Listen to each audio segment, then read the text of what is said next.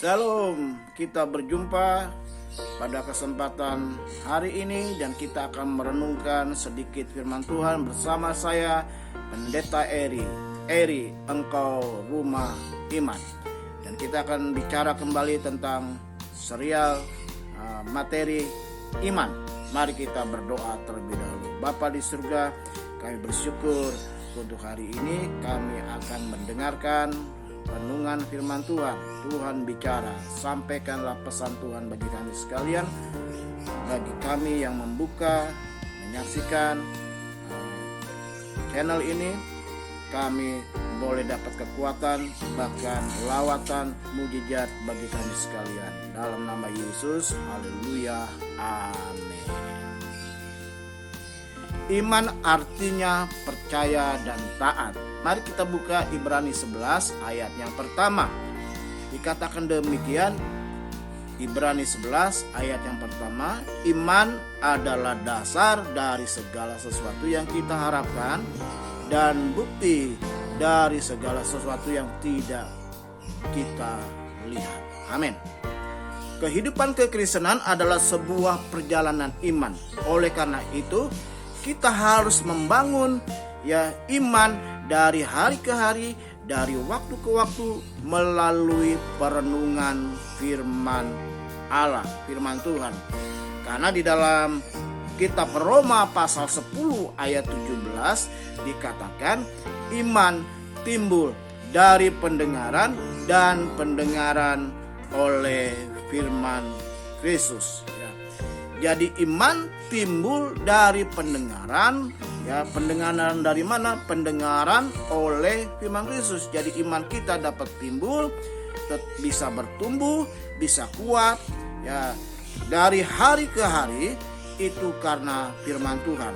Ibrani 11 ayat 6 juga katakan, dan tanpa iman tidak mungkin orang berkenan kepada Tuhan. Jadi kita bisa berkenan kepada Tuhan karena kita memiliki iman.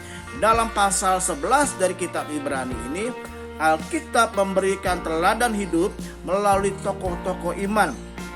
Mereka adalah tokoh-tokoh orang-orang yang menjalani hidupnya dengan iman. Imanlah yang membuat mereka bisa bertahan di dalam segala situasi apapun. Dan karena iman, mereka mengalami penggenapan janji-janji Tuhan. Kata iman diterjemahkan dari kata Yunani dengan kata pistis dan bentuk kata kerja dari pistis ini punya arti percaya yang berlandaskan kebenaran firman Tuhan. Jadi iman itu adalah percaya yang berlandaskan kebenaran firman Tuhan. Jadi percaya yang berlandaskan firman Tuhan. Dari kata percaya yang berlandaskan firman Tuhan ini ada dua pengertian yang saya ingin sampaikan kepada rekan-rekan sekalian. Yang pertama, yang kesatu, iman berarti percaya meski belum melihat. Jadi iman berarti percaya meski belum melihat. Kalau sudah melihat itu bukan iman. Justru iman itu adalah percaya meski belum melihat. Apakah kita percaya kepada Tuhan meski pertolongan belum datang? Apakah kita tetap percaya kepada Tuhan meskipun sakit kita belum disembuhkan? Apakah kita tetap percaya kepada Tuhan ketika pertolongan itu belum nyata dalam hidup kita? Jadi iman itu adalah percaya meski belum melihat. Ada satu contoh. Ketika Thomas diberitahu bahwa Yesus sudah bangkit, Thomas itu tidak percaya. Dia katakan, aku baru percaya kalau aku sudah melihat, kalau aku sudah dapat bukti. Nah, itu bukan iman. Iman itu adalah percaya meski belum melihat. Yohanes 20 ayat 29b, Yohanes 20 ayat 29b katakan, berbahagialah mereka yang tidak melihat namun percaya. Jadi berbahagialah mereka yang tidak melihat namun percaya. Nah, ada satu kisah ya, Nuh. Waktu Nuh diperintahkan oleh Allah membuat bahtera, Nuh itu belum tahu bentuk bahtera seperti apa. Nuh juga belum tahu ya apa yang disebut dengan air bah. Tapi Nuh lakukan kehendak Tuhan. Meskipun pada zamannya itu Nuh diejek, dicemooh, ya dianggap tindakannya adalah tindakan bodoh. Ya, karena apa? Karena membuat bahtera di atas gunung. Ya, tapi Nuh lakukan, dan akhirnya kita melihat ketika Nuh taat, meskipun dia belum melihat, dia percaya, dan ternyata penggenapan Allah dari pesan Tuhan itu terwujud. Nah, jadi yang pertama, iman berarti percaya meski belum melihat.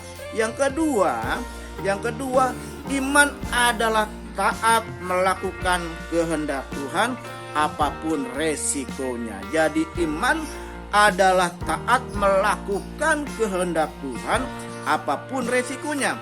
Banyak orang Kristen hanya menuntut agar Tuhan segera menjawab doanya, menuntut agar Tuhan segera menolong ya dari segala persoalan yang dihadapi.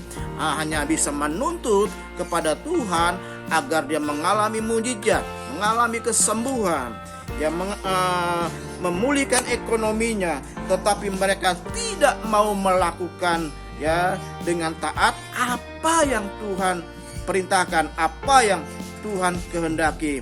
Ketika Abraham diperintahkan untuk meninggalkan negeri dan sanak saudaranya dan pergi ke tempat yang tidak diketahuinya, karena imanlah Abraham ya taat melakukan apa yang diperintahkan Tuhan. Dan kita melihat Abraham diberkati Tuhan dan menjadi berkat bagi bangsa-bangsa. Padahal waktu itu Abraham tidak tahu negeri kemana. Dia tidak tahu mau ke arah barat kah, timur kah, utara kah, selatan kah, ke tempat yang mana. Tetapi dia belajar taat. Kita bisa melihat ketika dia melakukan ketaatan, Abraham boleh mengalami berkat Tuhan. Begitu juga dengan kita sekalian. Yang kedua saya ingin sampaikan, iman adalah taat melakukan kehendak Tuhan apapun resikonya. Ya, dicemoohkah, dianggap gilakah, ya dianggap bodohkah. Tapi ketika Tuhan berfirman, Tuhan punya kehendak dan kita mengimani, berarti kita harus taat melakukan apapun resikonya. Ya, itu yang saya ingin sampaikan pada kesempatan hari ini. Dua hal bagi kita sekalian. Kiranya ini menjadi berkat bagi kita sekalian. Tuhan Yesus memberkati. Mari kita berdoa. Kami bersyukur untuk firman-Mu. Kami yang menemukan channel ini dan sedang mengalami pergumulan, apapun bentuk pergumulan kami tetap percaya Tuhan pasti menolong kami. Dalam nama Yesus, haleluya, amin. Shalom, sampai jumpa di persekutuan, perenungan yang akan datang. Tuhan Yesus memberkati.